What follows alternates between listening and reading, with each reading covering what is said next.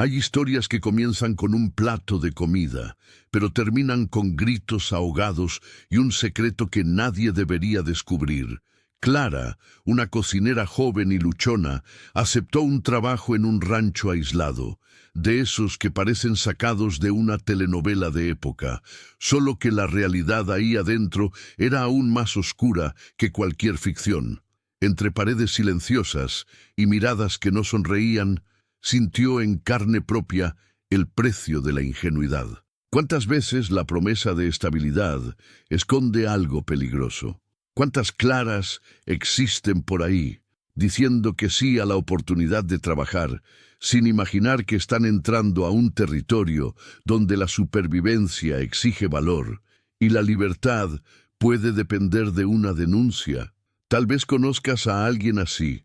Tal vez tú mismo ya te hayas callado por miedo. Pero ¿y qué tal si te dijéramos que hasta en los escenarios más espantosos existe espacio para la transformación?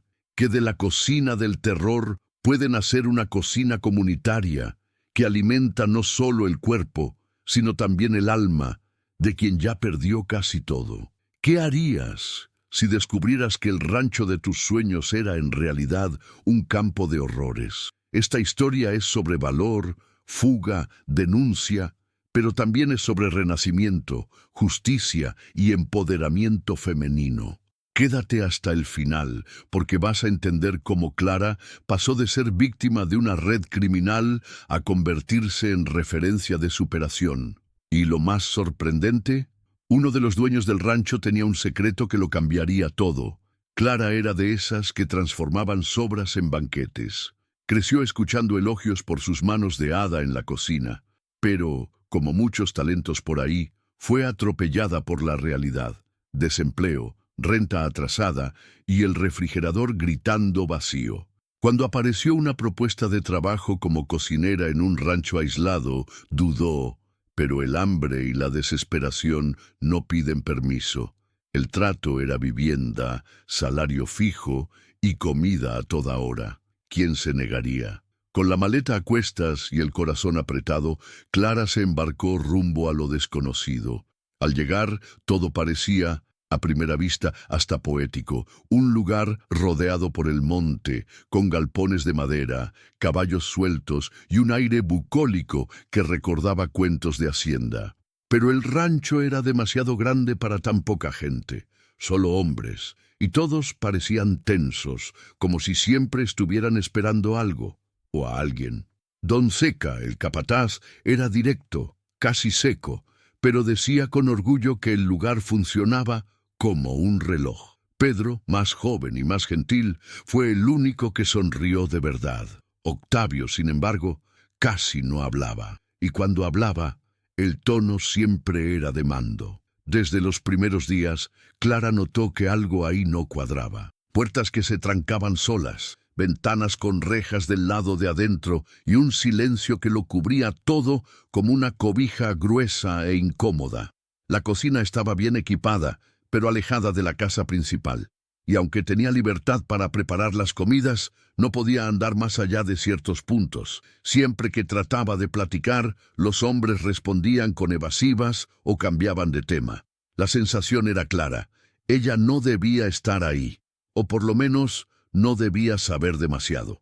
Aún así, Clara trató de convencerse de que estaba exagerando. Estaba agradecida por la oportunidad y necesitaba ese dinero. Pero había miradas que atravesaban, puertas que solo se abrían de noche, camiones que llegaban de madrugada. Había una tensión en el aire que ni el olor de la comida lograba disimular.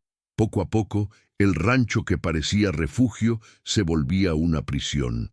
Y ella, una pieza sin saber el juego en el que la estaban usando. En los días siguientes, Clara comenzó a notar detalles que antes ignoraba. Las ventanas del dormitorio tenían rejas por fuera, y no por dentro, como sería común en áreas aisladas. Las cerraduras de las puertas no estaban del lado de quien quería protegerse, sino del lado de afuera, como si quien estuviera adentro debiera ser contenido. Eso le provocó algo extraño en el estómago, esa punzada que uno siente cuando el cuerpo percibe el peligro antes de que la mente formule las palabras correctas. Y aún tratando de mantenerse firme, la sensación de estar atrapada aumentaba con cada nuevo detalle.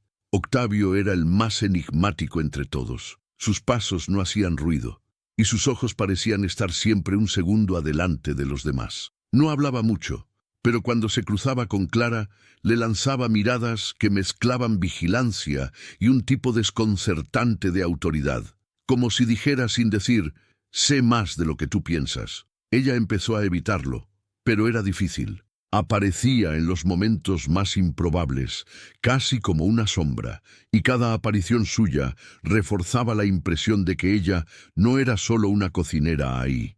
Pedro, por otro lado, se volvía una de las pocas anclas de cordura en ese ambiente. Era más ligero, hacía preguntas sobre su vida anterior, hablaba de la infancia con un tono melancólico y desconectado del lugar. Aún así, hasta él parecía guardar algo. En una ocasión, Clara preguntó qué hacían ahí, además de la ganadería.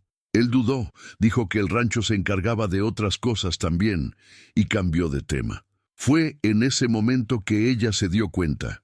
Todos ahí estaban enredados, de alguna manera en algo más grande, algo sombrío, algo que nadie se atrevía a nombrar.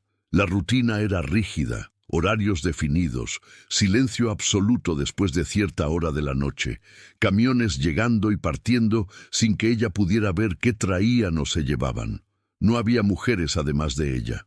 Y los galpones del fondo parecían tener reglas propias, siempre vigilados y cerrados con llave. Todo parecía funcionar bajo una lógica propia, donde cada persona cumplía un papel y nadie hacía preguntas. Clara, aún sin saberlo, ya empezaba a hacer las preguntas correctas. Y quien empieza a preguntar, tarde o temprano, descubre lo que no debía. Clara aprendió rápido que, en ese rancho, sobrevivir exigía silencio y ojos bien abiertos. Pero la verdad tiene una manera curiosa de revelarse cuando encuentra a alguien con valor. Y Clara, aunque asustada, decidió no ignorar las señales. Comenzó a anotar pequeños detalles, horarios en que llegaban los camiones, quién desaparecía por horas y cuáles puertas permanecían cerradas con llave aún en pleno día. Escondía los papeles entre los paquetes de harina y el fondo falso de un cajón. Cada anotación era un intento de darle sentido a lo absurdo. Cierta noche, al escuchar un ruido viniendo del galpón del fondo, Clara se escondió detrás de la barda de la cocina externa y observó. Vio a Pedro discutiendo en voz baja con Octavio y Don Ceca. Uno de ellos mencionó, la próxima tanda ya llegó, y otro respondió, la frontera está vigilada, tenemos que esperar la próxima oportunidad. Eso no era sobre ganado, no era sobre comida, era sobre gente. Gente como ella, tal vez más vulnerable, que no tuvo ni la oportunidad de elegir. Inmigrantes ilegales, mujeres, niños, aún no lo sabía, pero supo en ese instante que había algo profundamente mal. Días después, aprovechando una distracción, Clara entró sigilosamente al galpón, un lugar donde, hasta entonces, nunca había pisado. Ahí adentro, entre cajas mal apiladas y bolsas de plástico llenas de víveres, había documentos con nombres, nacionalidades y edades.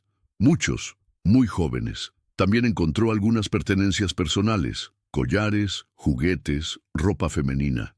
El rancho no era solo una hacienda, era una base de apoyo de una red criminal ligada a la trata de personas. Eso cortó a Clara como un cuchillo. El suelo pareció desaparecer bajo sus pies. Con las manos temblorosas, salió de ahí y corrió a su cuarto. Sabía que no podía confiar en nadie, tal vez ni siquiera en Pedro, pero algo dentro de ella cambió esa noche. Ya no era solo una cocinera tratando de pagar las cuentas. Era una mujer con información demasiado peligrosa para simplemente seguir cocinando. Ahora necesitaba elegir entre el miedo y el valor. Y la elección tenía que ser rápida, porque quien descubre secretos así no suele durar mucho tiempo callado. El plan de fuga no fue elaborado, fue instintivo, casi salvaje. Después de descubrir la verdad, Clara sabía que el tiempo estaba en su contra. Trató de actuar normalmente por 2 días más, pero Octavio parecía olfatear la tensión. Las conversaciones entre los hombres se volvieron más cortas, las miradas más directas. Cierta noche la llamaron hasta el galpón, y el tono era demasiado frío para ser solo sobre comida. Cuando vio a don Seca cerrar la puerta detrás de ella, el corazón se le disparó. Inventó una excusa, fingió un dolor fuerte, pidió ir al baño. Fue ahí donde encontró a Pedro, como si el destino le hubiera extendido la mano. Pedro dudó al escucharla, pero algo en sus ojos mostraba que él tampoco dormía en paz desde hace tiempo. Clara fue directa. Sé lo que pasa aquí. Si no me ayudas, me van a borrar como hicieron con los otros. Él temblaba. Murmuró que ya pensaba en huir, que eso estaba mal desde el principio, pero nunca tuvo valor. Y en ese instante se formó un lazo invisible. La supervivencia de uno estaba ligada al otro. En minutos tomaron lo esencial, algunos documentos, un celular escondido de Pedro y comida para el camino. La salida sería por atrás, por un sendero que llevaba hasta la carretera. Pero no contaban con los perros. Los ladridos desgarraron el silencio de la madrugada como sirenas. Las luces se encendieron y las voces comenzaron a gritar. Pedro empujó a Clara por el sendero mientras trataba de despistar a los perseguidores. Un disparo sonó detrás de ellos. Otro. Clara sintió el viento de una bala pasar demasiado cerca, pero correr era todo lo que podían hacer. Montes cerrados, lodo hasta las rodillas, ramas que raspaban la cara y el pecho acelerado en un ritmo desquiciado. Por fin vieron luces, faros, un camión. Clara se aventó al frente. El chofer frenó con todo. Ella gritó: «¡Ayuda! ¡Es urgente! ¡Es trata de personas!». El camionero, un hombre de apariencia ruda pero corazón justo, entendió rápido la gravedad de lo que escuchaba. Llamó a la policía, refugió a Clara y Pedro, y permaneció con ellos hasta el amanecer. Cuando llegaron los agentes, ella entregó todo: documentos, relatos, la ruta de los camiones, los nombres. La denuncia fue formalizada, y de ahí en adelante, Clara ya no sería vista como una cocinera, sino como la mujer que tuvo el valor de romper el silencio de un rancho que por años mantuvo horrores escondidos bajo el olor de comida fresca. La denuncia hecha por Clara no cayó en oídos sordos. En pocos días se montó la operación. Helicópteros sobrevolaron el rancho, patrullas tomaron control de los accesos y los noticieros finalmente le dieron nombre a lo que pasaba ahí: una red criminal de trata de personas, disfrazada de hacienda modelo. Octavio, don Seca y otros fueron arrestados. Pedro, por colaborar, tuvo protección policial. Y Clara se volvió símbolo de resistencia.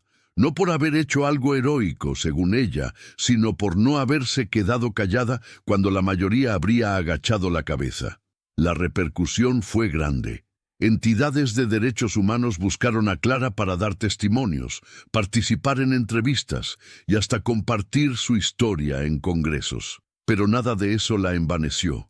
Lo que quería, de verdad, era ayudar a quien aún no había logrado escapar. Por eso, cuando recibió apoyo de una ONG, decidió fundar una cocina comunitaria en un barrio de la periferia, lugar donde muchos inmigrantes ilegales, víctimas de violencia y gente olvidada por la sociedad se reunían por un plato de comida y una escucha atenta. La cocina, más que alimento, servía como refugio de dignidad.